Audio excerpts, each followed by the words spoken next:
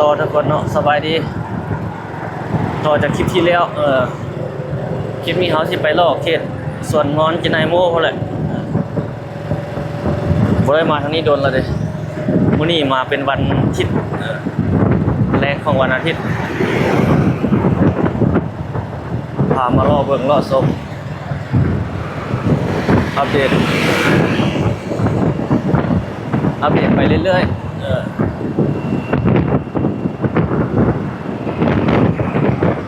เขตลักซี่ส่วนงอน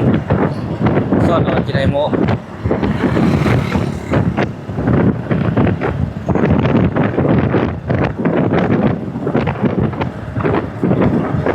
อากาศบ่ร้อนปานใด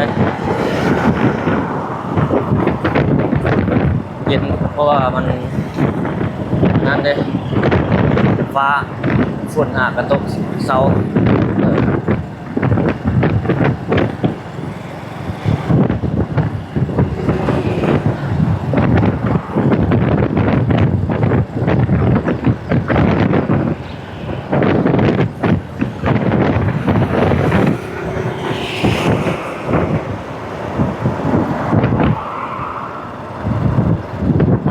แท็กซี่อยู่เบื้องขวามือเอาเมื่อกี้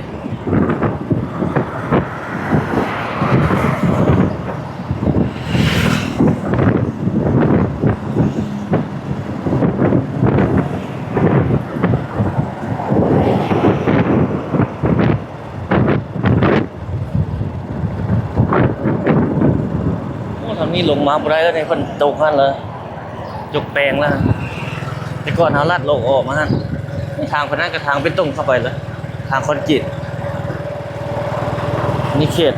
ถนนท่าเรือเขตสวนมนแท็กซี่เขาจะเข้าทางหน้านี่ไปซอดออกเขตวัดจอมแจ้ง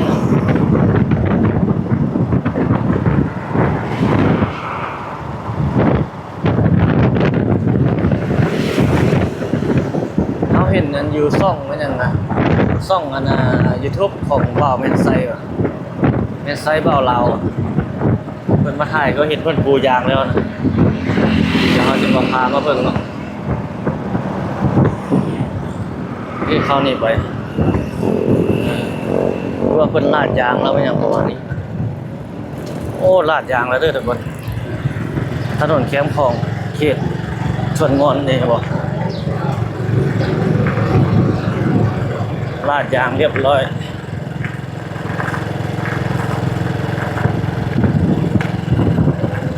ชักกว่านี้ได้ใช้ทางดีแล้วแบบนี้แคมป์ของบรรยากาศยามแรงๆฝนหากระเซาตกเลยเจมใส่ดีบนทางย่างนี่ยังบ่แล้วเฮ็ดอยู่เดี๋ยวอันนี้มันลาดยางถ้าเพิ่นลาดยางแบบนี้ลงไปฮอดอันนั้นพุ่นน่ะทุกคนใกล้สิฮอดเอิ้นหยังคือบ้านห้องมาทางนั้นพุ่นคักเลยเฮ็ดเป็นการเจือนลงไปพุ่นน่ะก็ลาดแล้วได้ยาง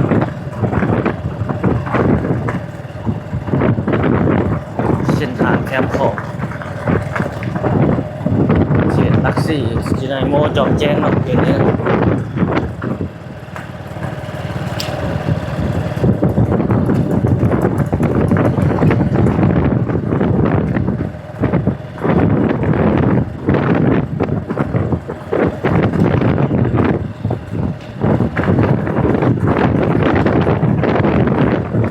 โอ้ทางดีเลย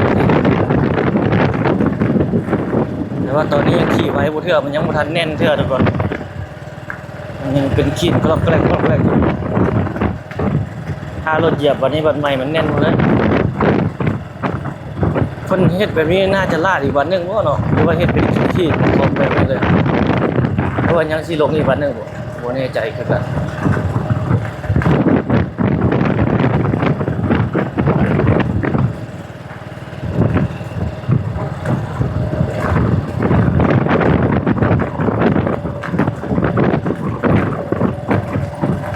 ใช้ทางดีแล้วดีออกพรรษาสิมานี่เลยเขียนว่าเบิ่งส่งเหนืออยู่จอมแจ้งนี่ทุกคนจอมแจ้งนี่จะเฮ็ดก่อนอยู่ท่าวัดจันทร์เฮ็ดอยู่จอมแจ้งนี่แล้วจึงไปท่าวัดจันทร์โอ้ ยน้ำของยามแรงทั้งนั้นตะเวนกำลังสิตกดิน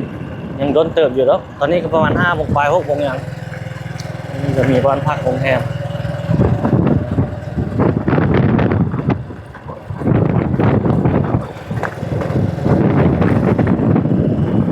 คนก็หลาย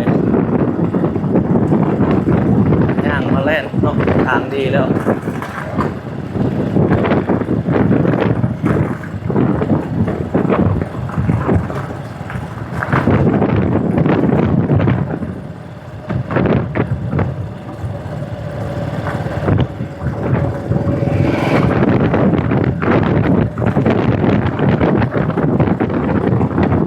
น้ำของนี่รู้สึกว่าขึ้นอีกหน่อยหนึงเนาะตอนนั้นเอามาแห้งหลายเลยเห็นฮอดทรายหลายๆเนี่ยนี่ขึ้นหลายเลย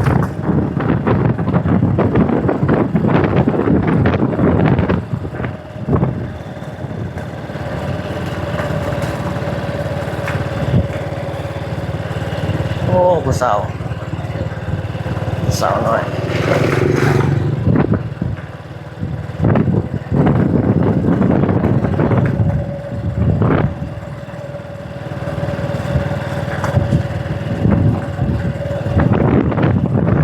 เป็นมาร์คบนท่องเที่ยว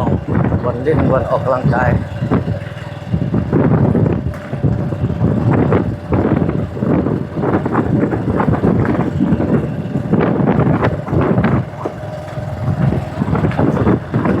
นี่บนทางหน้าเขานี่บนช่วงเหนือนะแถวนี้เลยเป็นช่วงเหนือแถวนี้บ้านจอมแจ้งเกิดนะโอ้คนหลายเนาะนี่เขาจะมาเล่นเขาจะดึงไฟมานี่เหรอใส่มอเตอร์ไฟหน่อย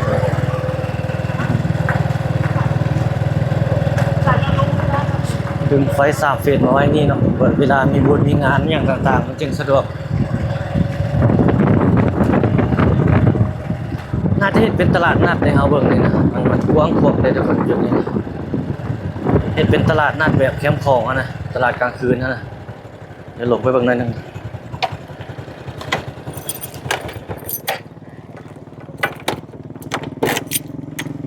โอ้ยุบเนี่ยนี่เพื่อนก็จะใส่เอามาใส่เสาไฟนี่แหละเบิ่งเพื่อนจะใส่เสาไฟอย่างทางนี่น่าจะเอามาใส่เพื่อนเอาซอยไฟมาโอ้นี่ทุกคนเห็นบ่บรรยากาศล่าสุดมาอัปเดตให้ทุกท่านได้เบิ่งได้ชมเขตแคมป์ของกินไอโมจอมแจ้งเขตบ้านจอมแจ้งเขายืนอยู่ตอนนี้ทางนั้นตะเวนสิตกดินฝั่งไทยเบิ่งนั้นนี่ประเทศยาวไปพุ่นแหละจุดไปพุ่นแต่ว่านี่ฮอดแถวนั้นพุ่นแหละเขตบ้านห้อมพุ่นแหละทางหน้ายังบ่ต่อเนื่องเดียวเท่านี่อัปเดตล่าสุดให้ทุกคนได้เบิ่งโอ้ท้องฟ้าเขาเจ้าหาปลาหาอย่างอยู่พุ่นไหนประมงใส่มองใส่อย่างเนาะ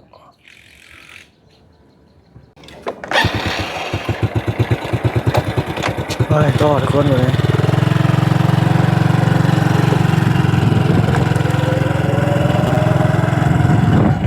เขาเจ้าก็มาย่างออกกำลังกายยามนี้ยามแรงเลยเนาะเสาร์อาทิตย์เลยผู้เฒ่าก็มีไว้หนุ่มไว้ท้องก็มีผู้บ่าวผู้สาวขึ้นใหม่ก็มีผู้สาวเพิ่มก็มีหลายบรรยากาศทุกคนเลยทำทรงลงไปทั้งลุมกันต่อ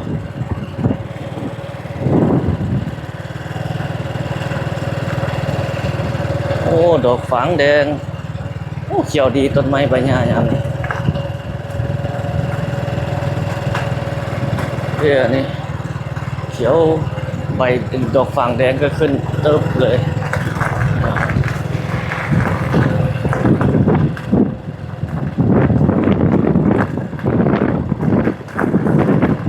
กำลังแปลงอยู่ในบนทางย่างถ้าข้าเจ้าเห็นแล้วต่อเนื่องรถสิผ่านเข้ามาทางนี้หลายเลย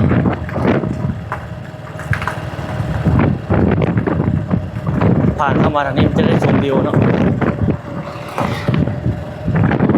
จ้ากำลังปรับดินจะเอาน้ำใส่บ่เนี่ยดูดน้ำใส่เฮ็ดให้ดินมันแน่นนะปล่อยน้ำใส่ดินมันแน่นแล้วก็มันบ่ลุบเนาะบัดเวลาติดกะโหลใส่มันจึงอยู่ดีอันนี้เอาน้ำแช่ไว้แบบนี้บนใดมันดินอ่อนนี่มันจะยุบลงเด้ยุบลงแล้วก็น้ำแน่นโตเลยถ้าบ่ใส่น้ำแบบนี้ต้องได้โลได้หยังมันจึงอยู่ถ้าปล่อยน้ำใส่เลยแบบนี้แล้วก็โอเคเลย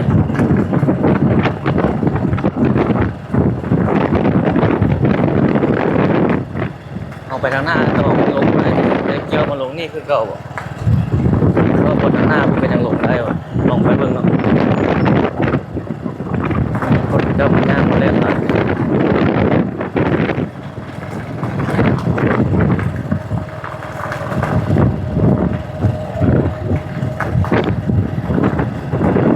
เจ้าหาปลาอยู่บ่โอ้ลงมาได้แล้วทางหน้าเกี่ยวกลับแล้ว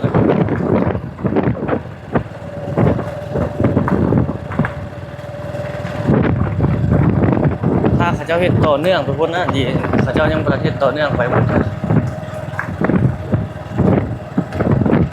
ยังไปค้างอยู่บนหน้าครับ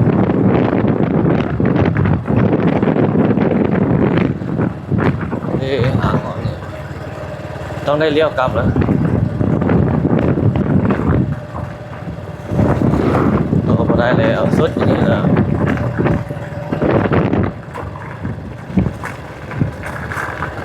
เดี๋ยวครับทางยากเฮ้ยทอดจะนี่เนาะถ้าเจ้าคือบุเฮ็ดต่อพันซอดเอาคนเลยคือที่ดีต้นซัมซะนี่ก็โอ้หลายปีแล้วแบบเกี่ยวออกไปทางเบื้องนั่นต่อเบื้องกีนายบนบ้านกีนายโม่ลงไปทางบ่อโอ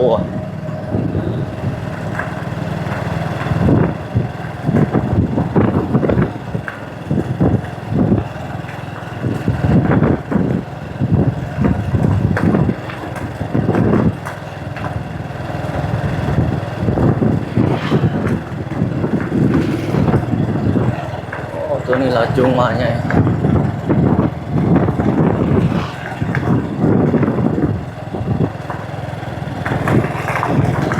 บรรยากาศดีทุกคนเนี่ยว่าท่าเบิ่งตะเวนตกดินมันท่าเบิ่งอยู่บ้างนี่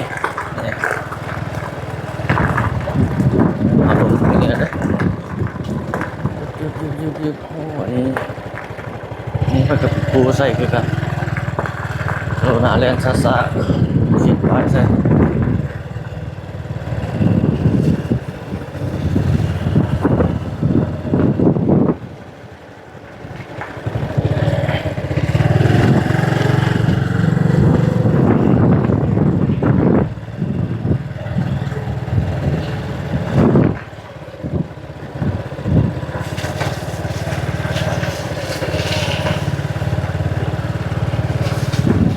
บ้านใส่สถานเขียนเนี่ย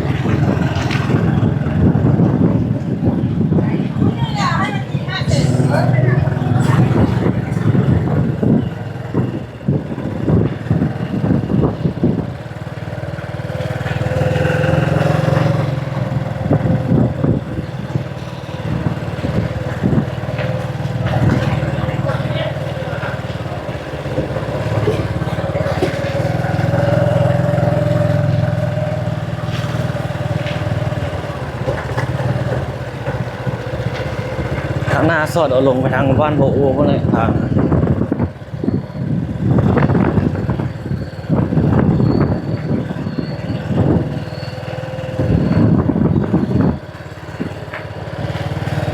นี่เลยทุกคนพาล่อเบิ้ง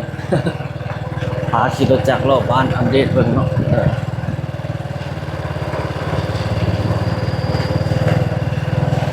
สอดใส่ทางใหญ่เลยมนาก่อนสิลงไปทางนี้มนานะลงไปบ้านอันน่ะบ่อโอเพิ่น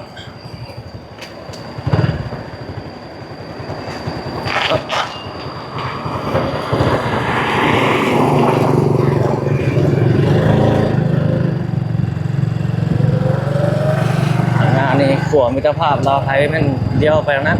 นี่เข้าตลาดเช้า อืม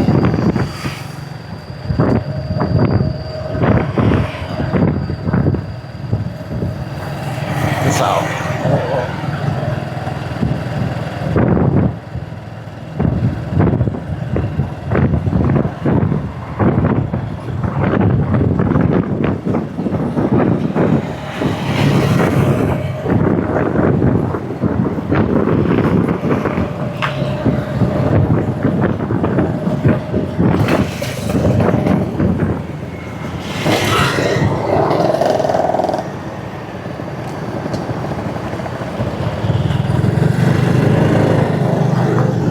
ไปทางนั้นไปทางนั้นบ่ได้ไปทางวัดเชียงควนบ่ได้แบบนั้น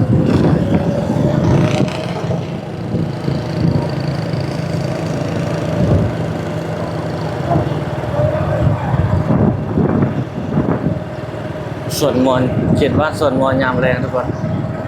ส่วนมนต์นี่มีเพลงประจำเลยเพลงดังเนาะสาวส่วนมนต์ส่วนมนต์เพลงนี้สร้างมีแต่ความงามวิไลฟังแล้วคิดมาจากใจ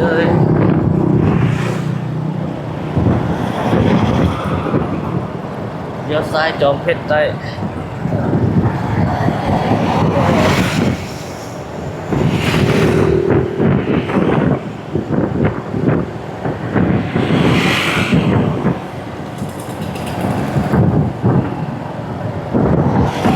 โอ้มาเลย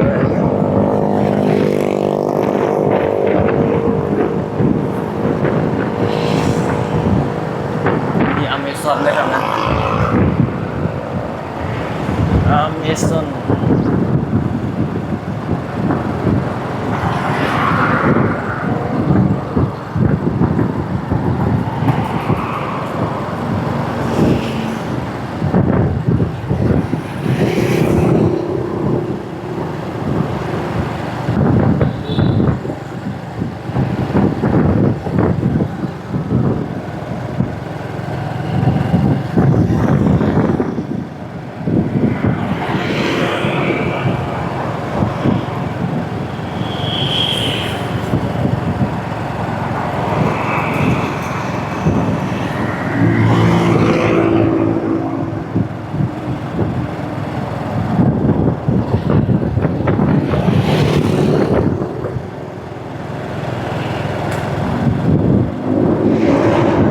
โอ้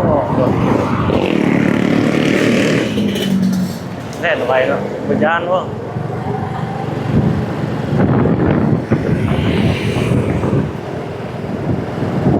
อาหารคนจีนก็มีอยู่นี่แต่บ่หลาย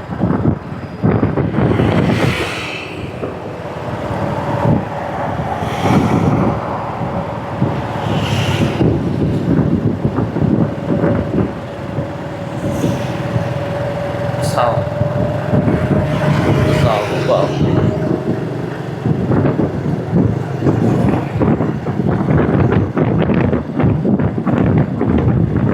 ปั๊มน้ำมัน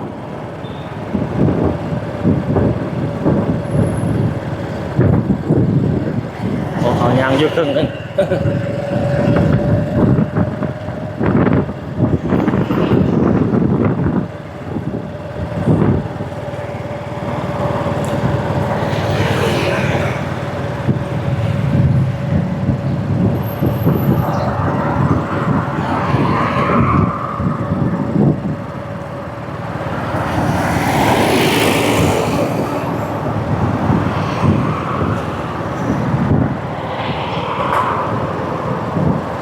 กาแฟสวนมอน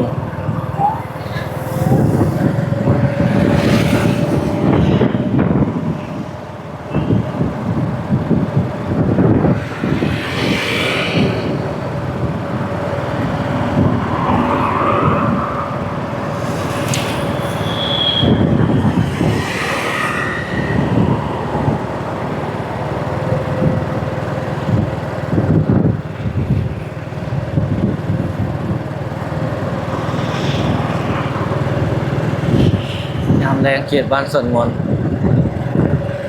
เอาไปฮอดทางหน้าครับไปได้สิได้ปิดคลิปแล้วทุกคนมื้อนี้ก็ได้2คลิปคือเก่า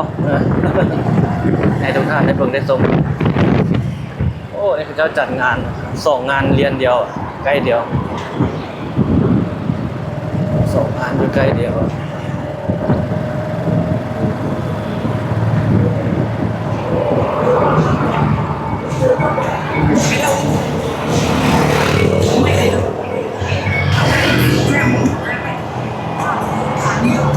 เงินดองกับเงินนั่นนะเงินดีอยู่ใกล้เดียว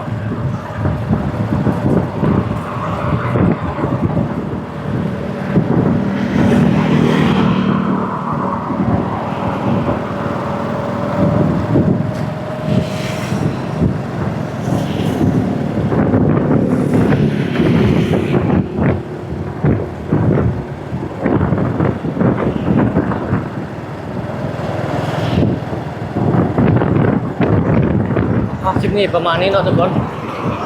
ขอบใจทุกท่านที่เข้ารับชมทุกคนเดี๋ยวไว้พบกันใหม่ในคลิปถัดไปเนาะวันนี้ก็สี่ประมาณนี้ละ เลยวันนี้อัปเดตให้ทุกท่านได้เบิ่งในวันนี้ประมาณนั้นเนาะสายรอบคือการคือเก่าตามเคยให้ได้เห็นได้ชมบรรยากาศอยู่บ้านเฮาเมืองเฮาให้แต่ละมือไปเนาะเอาทุกคนอย่าลืมกดแนะนำเด้อกดโฆษณาให้เอานะกดไลค์กดแชร์เนาะเอาพบกันใหม่ทุกคนสบายดี